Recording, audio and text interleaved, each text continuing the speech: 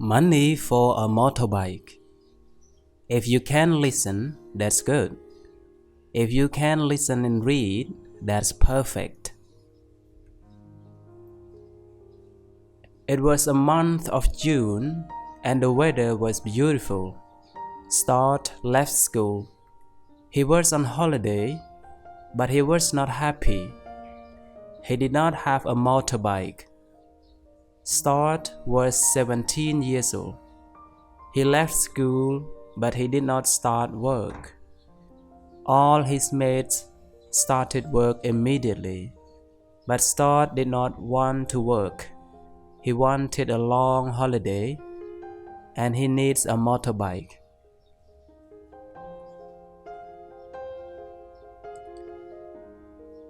Start lived in Leeds, a big city in the north of England. Leeds is a busy city full of offices, shops, and factories. It's not a good place for a holiday. Martin, a friend of Start's, worked in a garage. Martin had a bike for sale.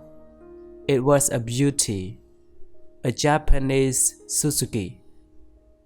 Martin wanted $350 for a bike, but Start did not have $350. He didn't have any money. Start went and looked at the bike every day. It was a beauty. He wanted to buy it. Where can I find $350? Start asked himself. Start left the garage and walked back home. His house was in Blenheim Street, near the university. There were lots of old empty houses in Blenheim Street. The university was one of the biggest in England. The university often bought land and buildings. Most of the old houses in Blenheim Street belonged to the university. Some of these houses had been empty for years. Start often searched through them. Sometimes he found old books and gramophone records. One day, he told himself, "I'll find something valuable." There was a large house at the corner of Blenheim Street. Its owner, a rich old woman, had died a few days ago. The university bought the house immediately. Now the house was empty. There was wood across the front door, and the windows were broken. Someone looked out of the window. It was a man who about 20. He had long hair and was wearing a headband. He looked strange. He was a squatter. Squatters live in old empty house and they don't pay for any rent. The stranger waved to Start. He wanted to speak to Start. What does he want? Start asked himself. Hi. Hello. Like to help me?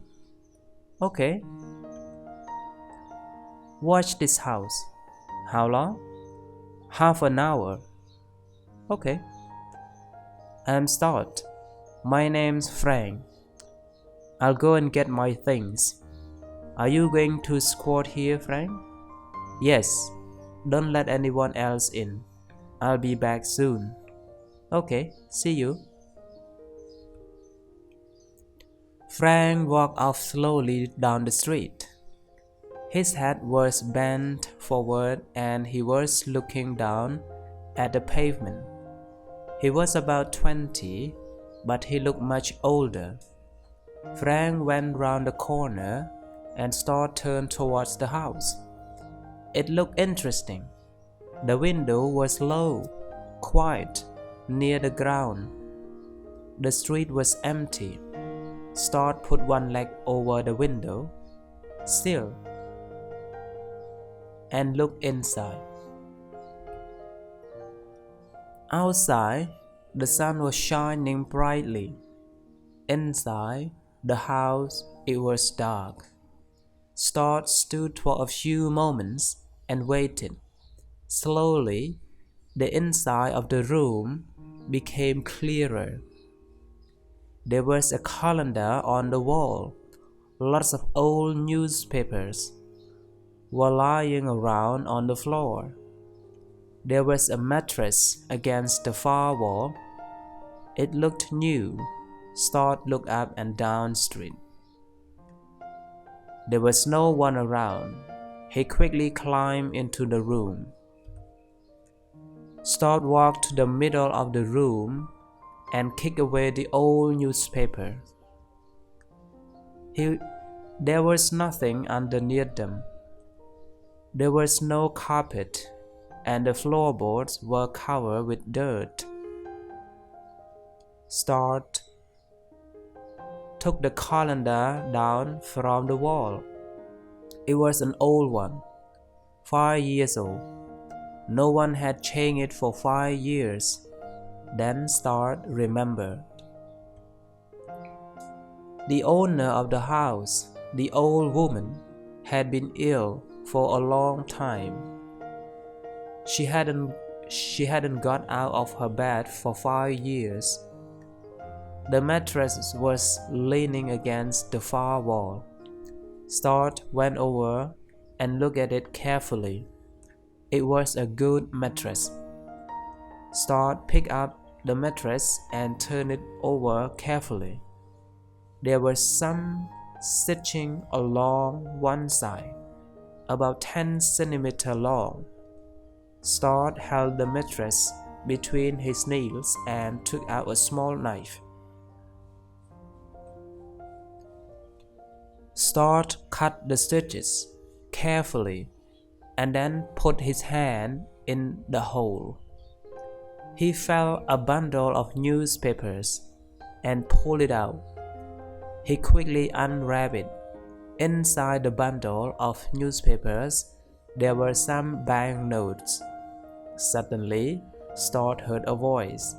It was Frank. "Hey, Start, where are you?" Frank was shouting. Start quickly wrapped up the money inside the newspapers. He held the bundle behind his back. "I'm in here, Frank," he shouted. Frank came up to the window and looked into the room. "What are you doing in here?" Frank asked. "Nothing," replied Start. "I'm looking around."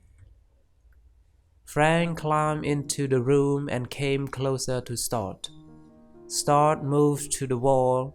He held a bundle of newspapers behind his back. Frank looked around the room. He didn't see Start's knife on the floor. "You haven't taken anything, have you?" asked Frank. "I haven't taken anything of yours," replied Start. "You've moved this mattress," said Frank. Frank picked up the mattress and turned it over carefully. Then he saw the hole in the side. "You've cut this mattress. It was stitched. Is this your knife?" "Yes." "What were you doing?" "Nothing." "You found something." "I didn't." "What's that in your hand?" "Where?" "Behind your back. You've got something." "Some old newspapers." "Hand them over. They're mine." Start remembered the motorbike. He needed the money. He was going to keep it.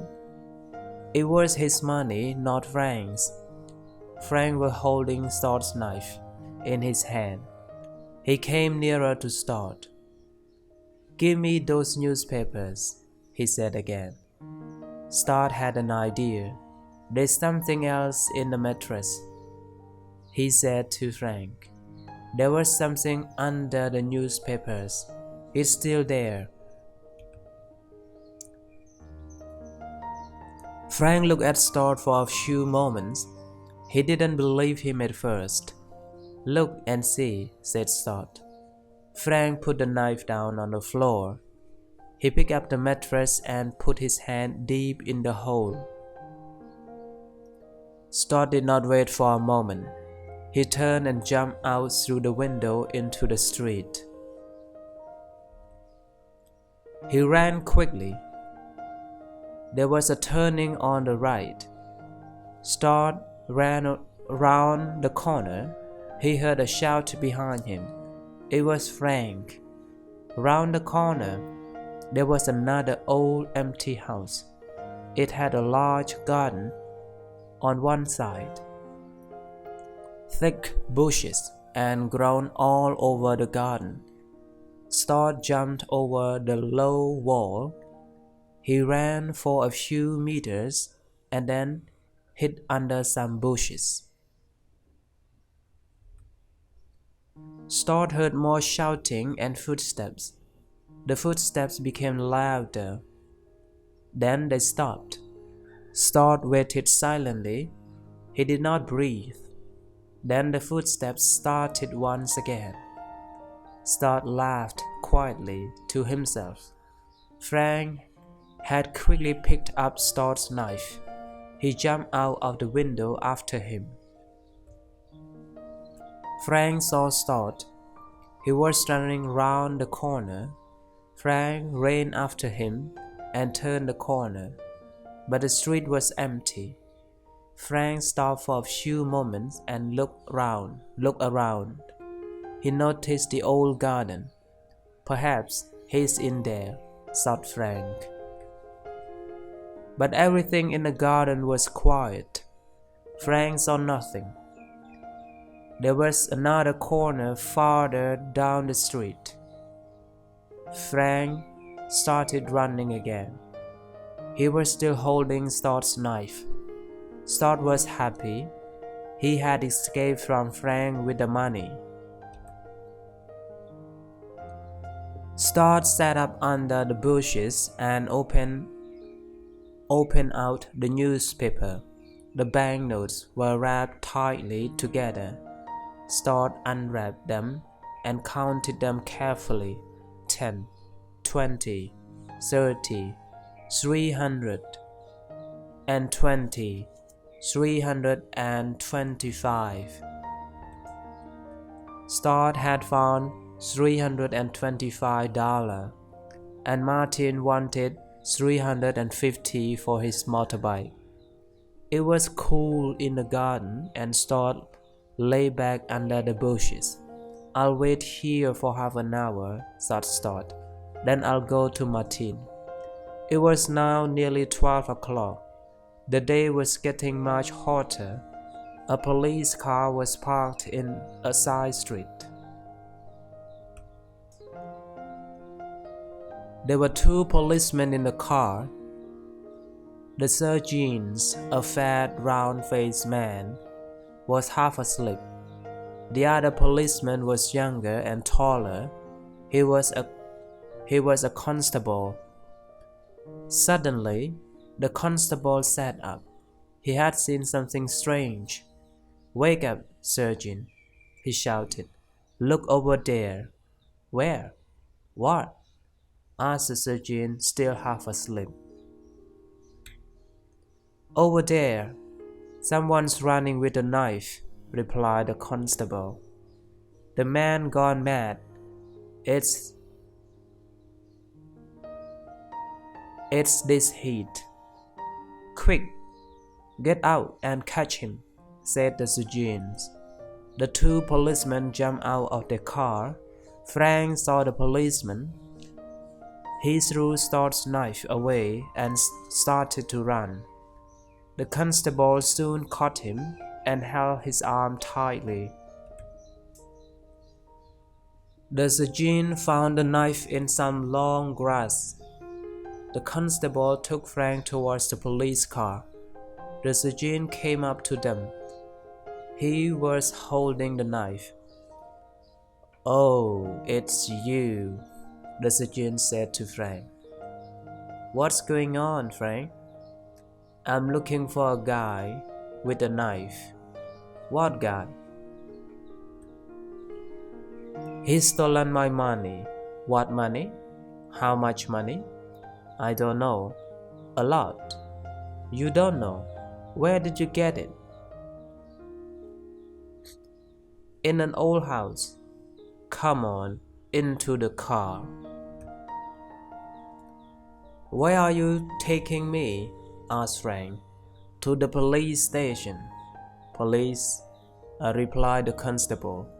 But I haven't done anything. The money was mine. That guy took it. What's his name? Start. Start took it. Who is Start? Asked the constable.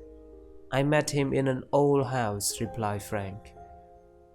Where you found the money? Asked the surgeon. Yes, I found it inside a mattress, said Frank. Who's got the money now? Asked the surgeon. That guy, Start. He ran away with it. So now we have to find Start, said the constable. Start waited in the garden for half an hour. It was getting hotter. It was nearly 12 o'clock. I'll have to move now, thought Start. Martin goes for his lunch at 12:30. Start looked out carefully from the bushes. The garden was empty. He hurried out of the garden onto the street. He walked towards Martin's garage. Start did not see the police car. He stopped outside the garden a few moments later. Look in this garden, Frank told the policeman. Perhaps he's hiding in here. Hi, Martin. Hello, Start. How much for the bike? $350. I want it. How much for me? Still $350. Have you got any money? Yes.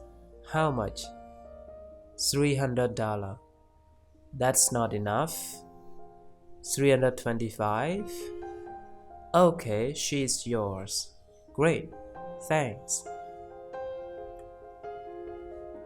The policeman got out of the car. Frank got out too. The constable held his arm tightly. The surgeon went into the garden. He looked around for some time. Then he came back. He was holding a bundle of newspapers. There's no one there, the surgeon said. But I found these old newspapers. That's them, shouted Frank. Something was wrapped in those newspapers. Just then, a motorbike drove up towards the police car. That's him, shouted Frank excitedly. That's the guy. He's brought a motorbike with my money. He's bought a motorbike with my money. Stopped, the surgeon called to Start. Stopped. Start did not see Frank. What do the police want? Start asked himself. I haven't done anything wrong. I'm driving correctly. Start stopped the bike by the side of the road. He took off his helmet. Is that bike yours? The surgeon asked him. Yes, it's mine, replied Start. I bought it at the garage down the road. Then Start saw Frank. What have you told these cops? Start shouted angrily at Frank. We'll all go to this garage, said the surgeon. They all walked back to Martin's garage. A big, black cloud now covered the sun. It was beginning to rain. So this lad paid you $325 for this bike? The surgeon said to Martin. Martin agreed. And where did you get this money? The surgeon asked Todd. I found it, replied Todd. I found it in a mattress. It was in an empty house. The surgeon took the money from Martin. We'll look after this money, he said. You two can go now. It's my money, shouted Frank. Do you want to come to police station with us? Asked the constable. Frank walked away, still shouting. I'm sorry, Martin said to Todd. It's my bike again. Not for long, replied Todd. What do you mean? Asked the surgeon. It has started to rain now, replied Todd. I don't want a holiday. I'm going to get a job. I'm going to save another $325 and buy that bike. Okay, thank you very much everyone. So this is the end of the story, Money for a Motorbike. Thanks for watching and listening and reading. Please share this story if you like, and please subscribe for the new viewer. Thank you very much. See you in the next lesson. Bye bye.